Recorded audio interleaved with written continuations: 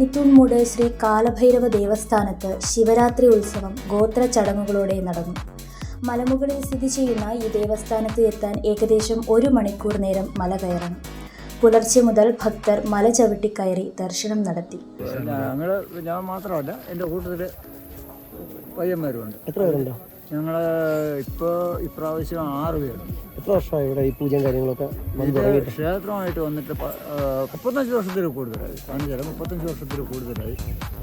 മുമ്പേ ആദിവാസികൾ ഇവിടെ പൂജ ചെയ്തിരുന്നു. അങ്ങനെ അതിൻ്റെ ബേസിൽ ഇപ്പോഴത്തെ തലമുറകൾ ഇത് കൈകാര്യം ചെയ്യും. വർഷത്തിൽ ഒരിക്കൽ ശിവരാത്രി ദിനത്തിലാണ് ഇവിടെ പ്രധാനമായും പൂജകൾ നടക്കുന്നത്. പ്രകൃതിയുടെ നടുവിൽ ലളിതമായ രീതിയിലാണ് ചടങ്ങുകൾ നടത്തുന്നത്. ശിവരാത്രി ദിനത്തിൽ നിരവധി ഭക്തർ എത്തിയിരുന്നു.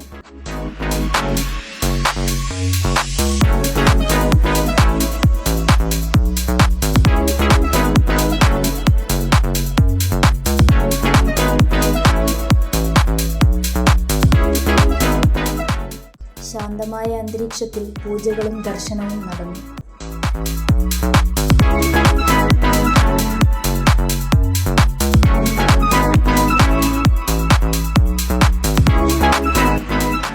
എൻ്റെ പേര് ശ്രീജിത്ത് എന്നാണ്.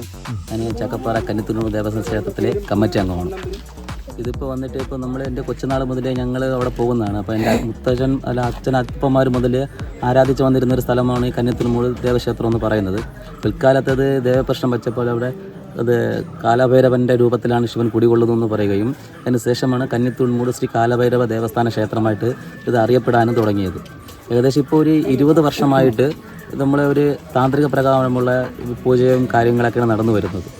ഏകദേശം അന്ന് മുതൽ ഇന്ന് വരെ ഒരു 2000-ന് മുകളിൽ ആൾക്കാർ ഓരോ വർഷവും വന്നുകൊണ്ടിരിക്കുകയായിരുന്നു.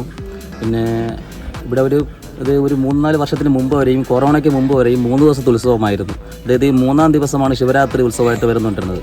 അതിനുശേഷം ഫോറസ്റ്റിൽ നിന്നുള്ള ഒരു നിർദ്ദേശപ്രകാരമാണ് അപ്പോൾ അവരാണ് 3 ദിവസം ഉത്സവം നടത്താൻ പാടില്ല എന്ന് പറയുന്നതുകൊണ്ടാണ് ഈ ശിവരാത്രി ദിനത്തിൽ മാത്രം, അതായത് ആളെ കയറ്റി വിട്ടുകൊണ്ട് ശിവരാത്രി ദിനത്തിൽ മാത്രം ഈ ഒരു ഉത്സവം നടന്നുകൊണ്ട് പോകുന്നത്. ട്രക്കിംഗ് സ്പോട്ടായിട്ട് കണക്കാക്കാൻ പറ്റില്ല. കാര്യം ഞാൻ പറഞ്ഞു, ഇതൊരു ശിവക്ഷേത്രമാണ്. ക്ഷേത്രത്തിൽ ഭക്തി നിർഭരമായിട്ട് തന്നെയാണ് ആൾക്കാർ വരുന്നത്. പക്ഷേ ഇത് ഒരു ഇൻസ്റ്റാഗ്രാമിലും അതുപോലെ തന്നെ ഫേസ്ബുക്കിലും അതുപോലെ തന്നെ യൂട്യൂബിലൊക്കെ ചെയ്യുന്ന അവരാണ് ഇതിപ്പോൾ ട്രക്കിംഗ് സ്പോട്ടാണെന്ന് ഇതിങ്ങനെ പറഞ്ഞുകൊണ്ടിരിക്കുന്നത്. അത് ഞങ്ങൾക്ക് ഒരുവിധം അത്യാവശ്യം ഭീഷണിയായിക്കൊണ്ടിരിക്കണം. അടുത്ത ഉത്സവത്തിന് ഭീഷണി. ഇപ്പോഴും വന്ന ഭക്തജനങ്ങളുടെ അടുത്ത് ഇവിടുന്ന് ഫോറസ്റ്റിൻ്റെ ഉദ്യോഗസ്ഥർ തന്നെ അടുത്ത പ്രാവശ്യം നിങ്ങൾ വരരുത്, ഉത്സവമില്ല, ഞങ്ങൾ കയറ്റി വിടത്തില്ല എന്നൊക്കെ പറയുന്ന ഒരു വിഷമിപ്പിക്കുന്ന അവസ്ഥ ഇന്നും ഉണ്ടായിട്ടുണ്ട് ഇവിടെ. നിലവിൽ അവർ ഇന്നത് പറയാതെ പിന്നെ അടുത്ത വർഷം ചിലപ്പോൾ കയറ്റി വിടാതിരിക്കാതെ അന്ന് പറയേണ്ട കാര്യമാണ്. പക്ഷേ ഇന്നിപ്പോൾ ഈ വരുന്ന ആൾക്കാരുടെ അടുത്ത് ഇങ്ങനെ ഈ വാർത്ത പറഞ്ഞത് നമുക്ക് എല്ലാവർക്കും വളരെ വിഷമമുള്ളൊരു കാര്യമാണ്. ഈ പറഞ്ഞ ആൾക്കാർ എൻ്റെ അടുത്ത് വന്നിങ്ങനെ സംസാരിക്കുകയുണ്ടായി. കാരണം അടുത്ത പ്രാവശ്യം ഉത്സവമില്ലേ, ഇത് ലാസ്റ്റ് വർഷത്തെ ഉത്സവമാണെന്ന് പറയുന്നു. രാവിലെ പ്രഭാത ഭക്ഷണം ആയിക്കോട്ടെ, ഉച്ചയ്ക്കുള്ള അന്നദാനമായിക്കോട്ടെ, നമ്മൾ ഈ 2.5 കിലോമീറ്റർ തലയ്ക്ക് ചുമന്ന് തന്നെയാണ് ഈ ഒരു സ്ഥലത്തേക്ക് നമ്മൾ ആഹാര സാധനങ്ങളായിരുന്നാലും മറ്റെന്ത് സാധനം വെളിച്ചത്തിന് വേണ്ടിയിട്ടുള്ള സാധനങ്ങളായിരുന്നാലും കൊണ്ടുപോയിക്കൊണ്ടിരുന്നത്. ഒരു 3 മാസത്തെ നമ്മുടെ ഒരു കുറച്ച് ചെറുപ്പക്കാരുടെ കഠിനാധ്വാനത്തിൻ്റെ ഫലമാണ് ഈ ഒരു ശിവരാത്രി നാളിലെ ഉത്സവം. ഈ ക്ഷേത്രം എന്ന് പറയുന്നത് കാലങ്ങളായിട്ട് ആദിവാസികൾക്ക് മാത്രം പൂജ ചെയ്യാനായിട്ട് കൊടുത്തിട്ടുള്ള ഇതാണ്. അപ്പം അവർക്ക് മാത്രമേ നിലവിൽ പൂജയ്ക്കുള്ള അനുവാദം കൊടുത്തിട്ടുള്ളൂ. അത് നമ്മുടെ കഴിഞ്ഞ കുറച്ച് കാലങ്ങളായിട്ട് പുറത്തുനിന്നും കൂടെ ആൾക്കാർ വരുന്നുണ്ട്. അപ്പം അത് ശരിക്കും നമ്മൾ അനുമതി കൊടുത്തിട്ടില്ല.